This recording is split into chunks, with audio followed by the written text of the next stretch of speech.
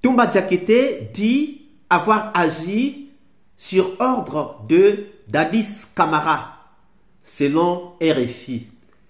Est-ce ce que le commandant Toumba avait réellement dit? Nous allons exploiter la deuxième interview de Toumba sur RFI qui fait tant polémique. Suivez.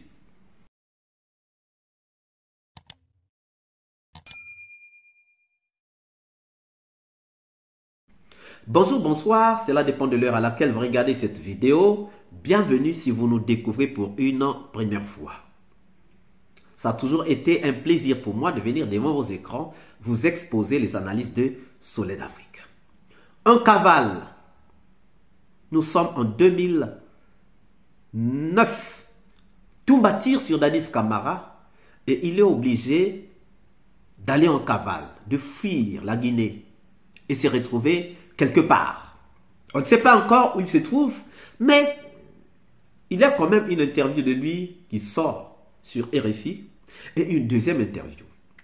La première interview, nous l'avons déjà expliqué et ça n'a pas fait beaucoup de polémique. Mais c'est la deuxième interview qui fait beaucoup de polémique. Parce que RFI dit Toumba Diakité reconnaît ou dit avoir été au stade sur ordre de Dadis Camara.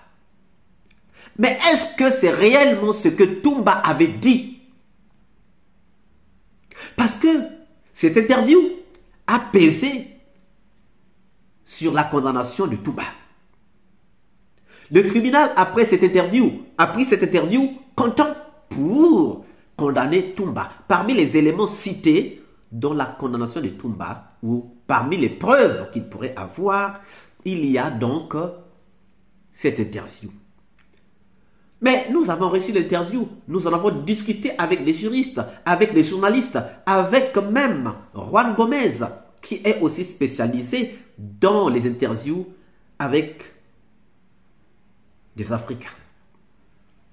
Nous allons rentrer pas à pas pour expliquer. Mais avant tout, nous vous laissons suivre cette interview et nous reviendrons pour en faire l'analyse. Suivez. Je manifeste mon sentiment de satisfaction par rapport à son discours de réconciliateur. Il a dit, entre guillemets, que notre pays a trop souffert. Il faut finir avec ça. Il faut la réconciliation. Donc, le général Sékou Konaté n'a fait que concrétiser la volonté du peuple de Guinée. Il mérite d'être aidé et assisté. Est-ce que vous souhaitez, monsieur Toumba Diakité, que le président Sékou Konaté trouve une solution à votre cas personnel? Bien sûr, oui. Je suis ouvert à tout. Je demande au général Sékou Konaté de me gracier par rapport aux événements du 28 septembre parce que je jure bien qu'on s'est rendu au stade du 28 septembre. Mais c'était sous l'ordre du président de la République. Et même eux, ils le savent. Je suis prêt pour ça, à me rendre devant la commission d'enquête internationale et voire même à la Cour pénale internationale pour qu'il y ait la justice d'équitabilité.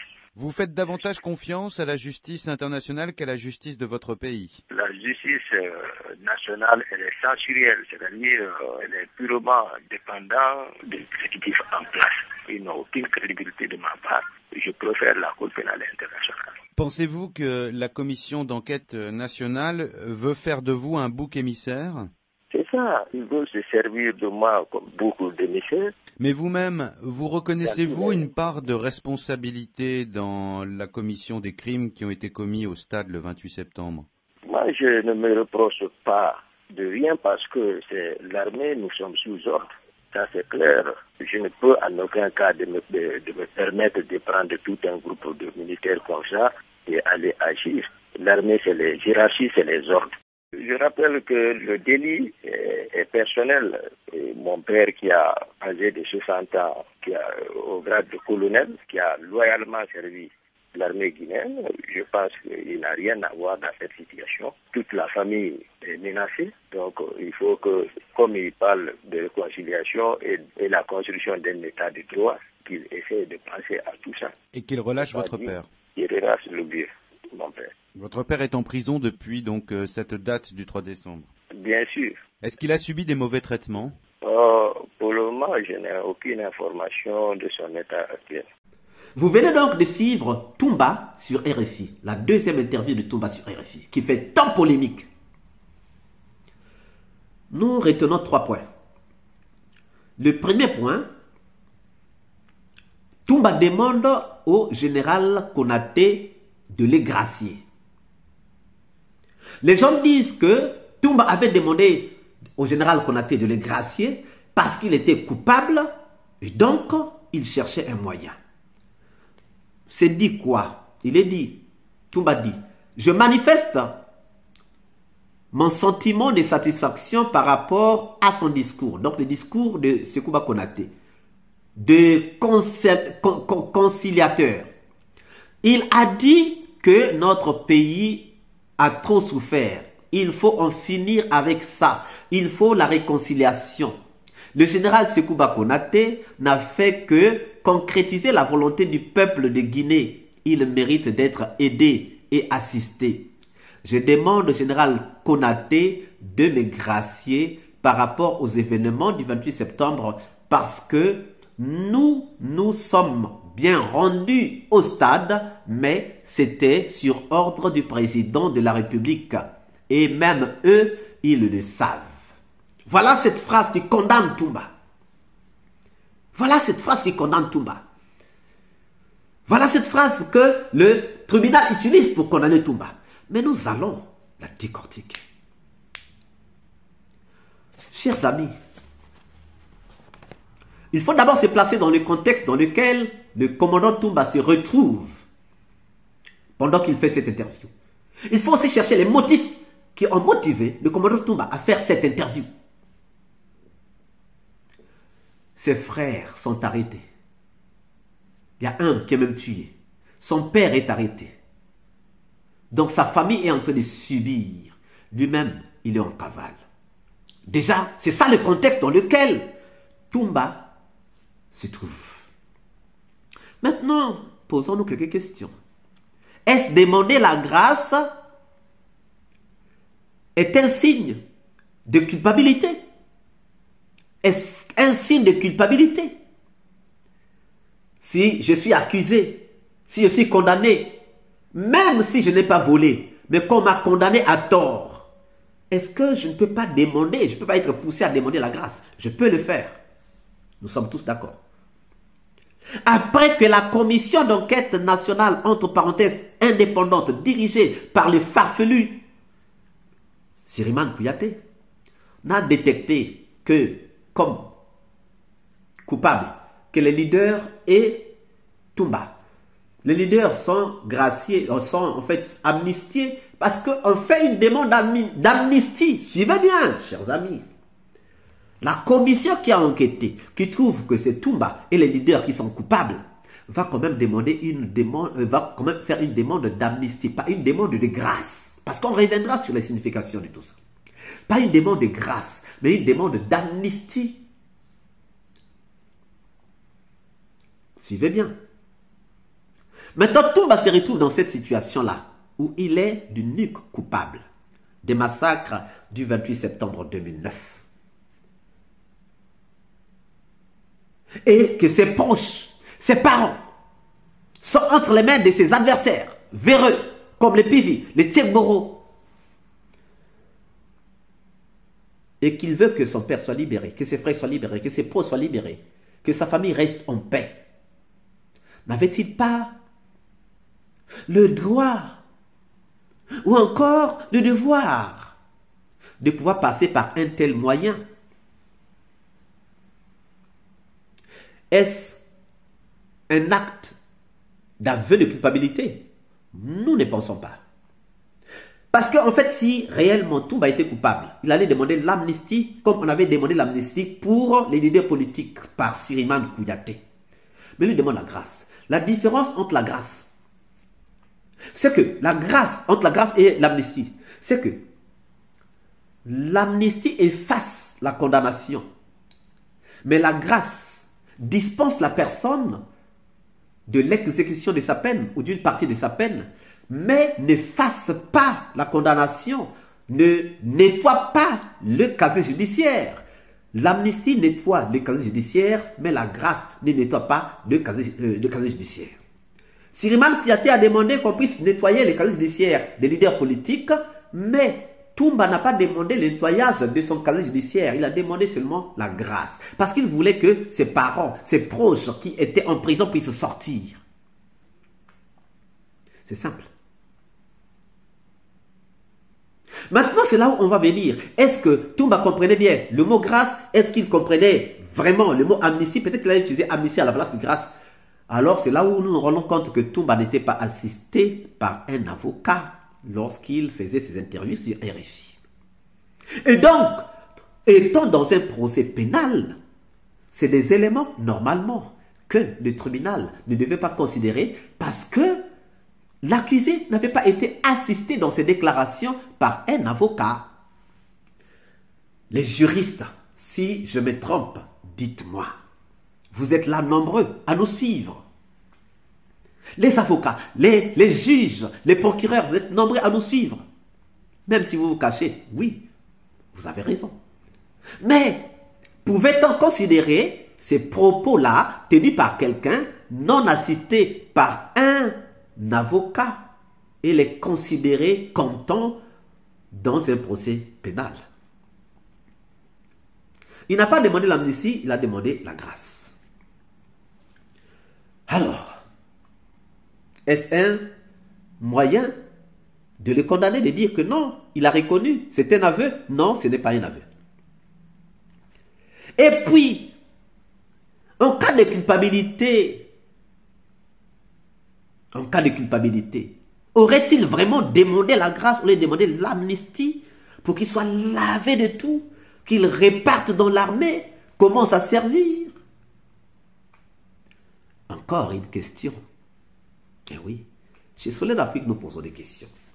Il faut comprendre que la grâce n'efface pas la culpabilité, n'efface pas la condamnation, mais dispense la personne de l'exécution de la peine ou encore d'une partie de la peine. C'est l'amnistie qui efface tout. La grâce ne nettoie pas le casier judiciaire. C'est l'amnistie qui nettoie les casiers judiciaires, qui efface les casiers judiciaires, qui rend les casiers judiciaires vierges. Pourquoi n'avait-il pas demandé l'amnistie pour que son casier judiciaire soit vierge, chers amis? Maintenant, là où on dit que Toumba a agi par ordre de Dadis Camara. Mais à la barre, Toumba a bien dit qu'il n'a pas reçu d'ordre de Dadis Camara. Et les gens pensent que c'est contradictoire. Le titre là est faux déjà. Vous avez écouté Toumba. Où est-ce que Toumba a dit « J'ai agi sur ordre de Dadis Camara » Il n'y en a pas. Donc Toumba a dit vrai, et même Dadis a dit vrai qu'il n'avait pas donné d'ordre à Toumba. Même si beaucoup de gens pensent que je suis contre Dadis, je ne suis pas contre Dadis. Là où il faut mettre la chair, on met la chair. Là où il faut mettre l'os, on met l'os. Toumba n'avait pas reçu d'ordre. Mais RFI intitule ça que non, Toumba dit avoir agi sur ordre de Dadis. Mais vous avez suivi l'interview, c'est pas ce que Toumba a dit. Toumba n'a pas dit j'ai agi sur ordre de Dadis.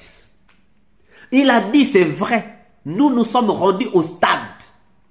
Mais c'était sur ordre du président de la République. Maintenant c'est là où il faut rentrer dans le français. Nous, pronom personnel, sujet ou complément. Pronom personnel, sujet ou complément. Utilisé pour la personne qui parle, qui est avec une autre ou plusieurs autres personnes. Mais on ne s'arrête pas là. Nous désigne aussi un groupe dans lequel on appartient, un groupe auquel on appartient. Si je suis béret rouge, et quand les bérets rouges sont en train de défiler pendant la fête de l'indépendance, je dirais à quelqu'un, tu nous vois défiler, pourtant je ne suis pas en train de défiler, n'est-ce pas? N'est-ce pas? Tunkara, pourquoi tu n'as pas compris tout ça? Je peux dire, voilà, nous les Congolais, nous avons élu Sassou Nguesso. Alors que moi, je n'ai pas élu, je n'ai pas voté Sassou Nguesso.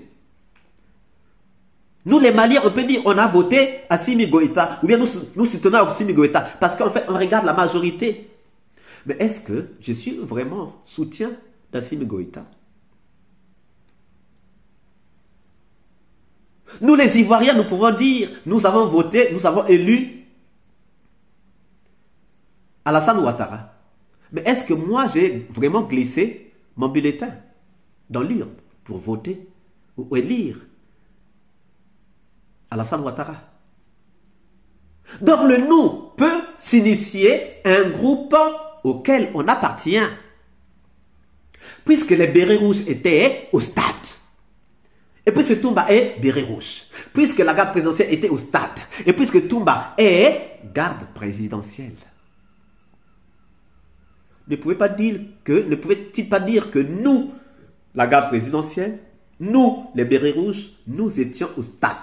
Mais puisqu'il sait que ce jour-là, il y avait couvre-feu, il y avait casernement des militaires, des hommes en uniforme, et que les gens sont sortis, ça ne pouvait pas être par hasard. Ça ne pouvait être que sur ordre d'un responsable. Le plus grand responsable, c'était Dadis Camara. Donc, les gens pouvaient sortir du camp Alpha Yahya Diallo où était logé Dadis Camara sans que Dadis Camara ne soit informé. Voilà pourquoi il dit, nous sommes sortis. Il ne dit pas que nous, même le nous là, on l'a expliqué dans la première vidéo. Nous, lorsqu'il dit que nous sommes arrivés au stade, lui et Foromon, il forme déjà nous. Et là, lorsqu'il dit que nous nous sommes rendus au stade, il parle, il prend la paternité de la garde présidentielle. Il prend la paternité de la garde présidentielle. Il dit que nous, la garde présidentielle, nous sommes rendus au stade. Parce que c'est clair. Bafoué l'a dit. Il a vu un véhicule de commandement et puis des véhicules de la garde présidentielle. Donc la garde présidentielle s'était rendue. Mais puisque lui, il fait partie de la garde présidentielle, c'est tout à fait normal qu'ils disent que nous, la garde présidentielle, nous sommes rendus au stade. Mais est-ce que cette garde présidentielle qui s'était rendue au stade était partie de façon fortuite? Non. C'était sur ordre de quelqu'un. Et lui, il pouvait savoir qui pouvait avoir envoyé ces gens-là au stade. C'est clair. C'est clair, chers amis. Donc, déjà, le titre que Toumba a agi sur ordre, Toumba a dit qu'il a agi sur ordre, il n'y en a pas. Il n'y en a pas dans l'interview. Si vous avez une partie comme ça, envoyez-moi. Si Tounkara a une partie comme ça, il n'a qu'à faire écouter. Sinon, l'interview que nous avons est là. Alors, chers amis, ne pensez-vous pas que les juges, les avocats, les procureurs ont eu une certaine infidélité à comprendre l'interview de Toumba? Nous attendons vos réponses dans les commentaires. Si cette vidéo vous a plu, ne manquez pas de laisser au pouce bleu, de commenter, de partager. Si vous n'êtes pas encore abonné, c'est le moment de vous abonner. Surtout, de ne pas manquer d'activer la cloche de notification afin d'être averti à temps réel de toutes nos prochaines publications. Quant à moi, je vous dis à très bientôt pour une nouvelle capsule. Ciao!